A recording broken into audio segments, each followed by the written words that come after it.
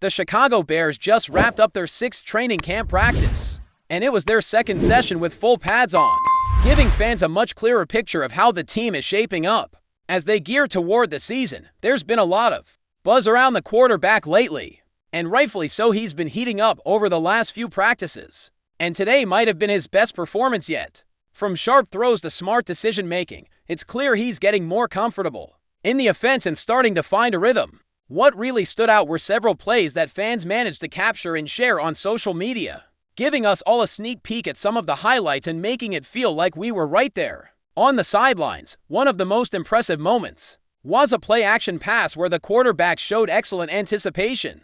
He launched a quick out route to DJ, getting the ball out before DJ even completed his break, placing it perfectly on the sideline where only DJ could make the catch. The receiver came down with a smooth sliding grab for about 15 yards. A solid example of timing and precision that suggests a strong connection between the two. Another highlight saw the quarterback climbing the pocket near the right hash mark, stepping up under pressure, and unleashing a laser of a 3/4 arm throw down the left sideline. This throw found Rome in full stride for a gain between 15 and 18 yards, a ball that demonstrated both arm strength and accuracy. The deep ball accuracy, which has been a work in progress, looked especially promising in today's practice. On another play action, the quarterback fired a beautifully placed deep ball to DJ, who had gained a couple of steps on his defender Kyler.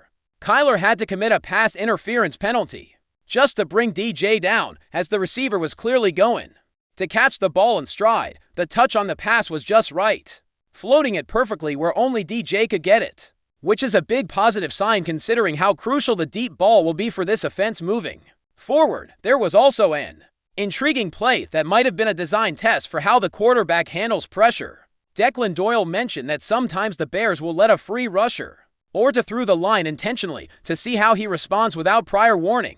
On this particular play, it seemed like either that or a design flare screen was called. The quarterback felt the pressure coming, sidearmed a pass out to Swift on a flare route, and Swift was able to turn it into a gain of around 10 to 12 yards. It was a smart, quick decision under duress, and it showed some of the adaptability and calmness in the pocket that the Bears need from him. When the offense faced a 3rd and 10 situation, the quarterback worked through multiple progressions before settling on a quick hitch route to rookie tight end Calvin Loveland. The completion for about 12 yards converted the first down and kept the drive alive, highlighting the growing trust in the rookie who has been steadily making a name for himself throughout camp. There are even reports that Loveland has been getting more reps with the first team lately, while Cole KT handles the second team duties, which could be a sign of his rising role in the offense. While the practice had plenty of positives, it wasn't without its moments of struggle. Similar to a practice a few sessions back, the offense faced challenges in a 2-minute drill situation, starting from their own 47-yard line, trailing by 5 points with just under a minute left. The offense needed to execute a quick touchdown drive. Unfortunately, the quarterback had to throw the ball away under pressure, missed a pass intended for Rome, and then took a sack. They managed to pick up 10 yards on a 4th and 12 with a completion to Maurice Alexander, but ultimately turned the ball over on downs. It's important to note that this was the second-team receiver group, which shows that the coaches are experimenting with situational reps for different personnel throughout camp. The overall feedback from practice suggests that the first team offense dominated most drills, only falling short in the situational 2-minute drill. This contrasts with an earlier practice where the team struggled in most drills, but managed to pull through in situational football. So, progress is being made, even if it's gradual. The first few practices of camp were rough, but signs of growth began to show around practice 3, with practice 4 being particularly strong. Practice 5 focused more on the running game, but it also had some encouraging moments for the offense. Now, heading into practice 6, the passing game looked sharp and efficient, which is exactly what the Bears need to continue building momentum. Defensive coordinator Dennis Allen and his unit have been presenting real challenges to the offense, which is a good thing for growth. Iron sharpens iron, as they say, and this competitive environment is crucial for preparing the Bears for the grind of the season. Tomorrow will mark practice 7, and there's plenty more to break down, especially on how the quarterback continues to develop. A notable storyline this camp is how the coaching staff is handling the veterans and rookies alike, with a clear no-nonsense approach. Luther Burden, who has been out for a while due to injury, has been thrown right back into the fire, participating in team drills for the second day in a row. He's being ramped up quickly, but is also being held accountable for every mistake. The coaching staff, led by Ben Johnson, who is not afraid to be tough on players regardless of their status, called out Burden for misalignments and errors during practice, even pulling him from drills to emphasize the importance of precision and discipline. This kind of hard coaching is a strong message to the entire team. Nobody gets a free pass, and everyone must meet the standards set by the staff. It's refreshing to see a culture forming where accountability is front and center. Whether a player is a rookie, a 6-year veteran like Cole KT, or someone returning from injury like Burden, the message is clear: perform at the expected level or face the consequences. This approach is already evident in the way the team operates. On and off the field, mistakes and walkthroughs led to immediate corrections, showing that the staff isn't interested in letting bad habits develop. Instead, they're committed to setting and enforcing a high bar every day. This environment might be tough for some, but it's exactly what the Bears need to compete in a demanding league. Players like Burden are getting the chance to respond to this hard coaching, and if they rise to the occasion, it will only make them better athletes and teammates. The staff's approach signals a clear shift from previous years, when accountability might have been looser. Now, the team is building a culture where everyone knows what's expected, and the coaching staff isn't afraid to speak up, even if it means calling out veterans. On the injury front, there were some encouraging developments. Tenno Paceno returned to practice after leaving yesterday with a hand or wrist issue that, thankfully, didn't appear serious after further examination. His presence is a boost for the team's depth. Doug Kramer also made his way back after missing a couple of practices due to an earlier injury, which is another positive sign. On the other hand, Bill Murray left yesterday's practice limping and did not participate today, so his status remains uncertain.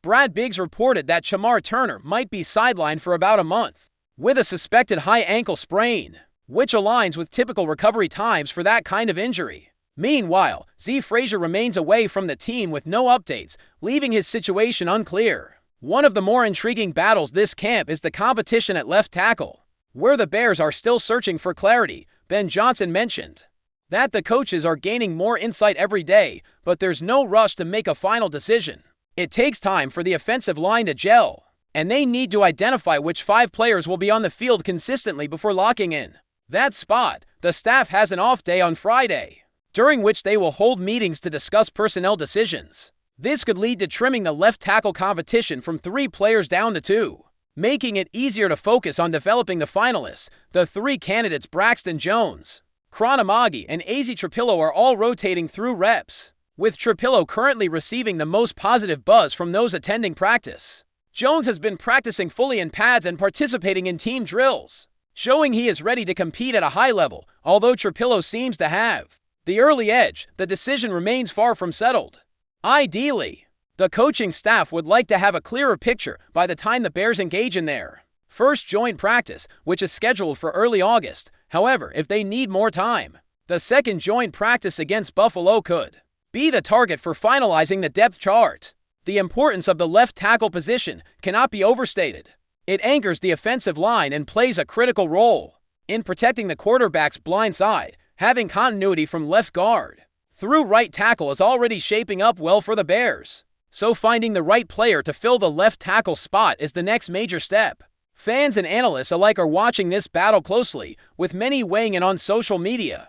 It remains one of the key storylines of training camp. Before we continue, don't forget to subscribe to our channel and give this video a like. Your support helps us keep bringing you the latest updates on our Chicago Bears. And don't be shy, drop your thoughts on the news in the comments below. Could the Windy City be preparing for a storm named Josh Allen? Rumors swirling around the NFL this offseason have sparked wild speculation that the star quarterback could be on the radar of the Chicago Bears, while nothing has been confirmed. Whispers from league insiders and cryptic social media activity have fans and analysts buzzing about the possibility of Allen donning navy and orange in the near future. It all started with a seemingly innocuous comment made by an anonymous AFC executive who hinted that a major shakeup involving a top-tier QB could come from the north. Since then, breadcrumbs have been followed, and eyes have turned toward Buffalo's gunslinger and the ever-hungry Bears, who may be on the verge of pulling off one of the boldest moves in recent NFL Chicago has long been in search of a franchise quarterback capable of breaking the cycle of inconsistency and disappointment. Justin Fields showed flashes of brilliance, but never fully convinced the front office. While the Bears have taken strides to rebuild through the draft and key acquisitions, the missing piece remains a leader under center with elite credentials and an explosive arm. Enter Josh Allen, who, despite being the face of the Bills, has faced increased scrutiny in recent seasons amid playoff frustrations and a shifting dynamic in Buffalo's front office. Allen, known for his rocket arm and fearless playmaking ability, would immediately elevate Chicago's offense into one of the league's most dynamic units. With emerging weapons at receiver and a revamped offensive line, the Bears could become legitimate contenders if such a seismic trade were to take place. Of course, the logistics are murky at best. Allen's contract is hefty, and Buffalo would demand a king's ransom in return, but stranger things have happened in the NFL. And if the Bears are truly desperate to rewrite their narrative, taking a moonshot on Allen might be exactly the kind of headline-grabbing gamble they need. For now, it's all just speculation. But in a league where smoke often precedes fire, the possibility of Josh Allen in Chicago is a tantalizing thought that just won't go away. That's it for this update. If you enjoyed the video and want to stay updated with exclusive news about our Chicago Bears, be sure to subscribe to our channel and hit that like button. We can't wait to hear your thoughts in the comments. See you in the next video.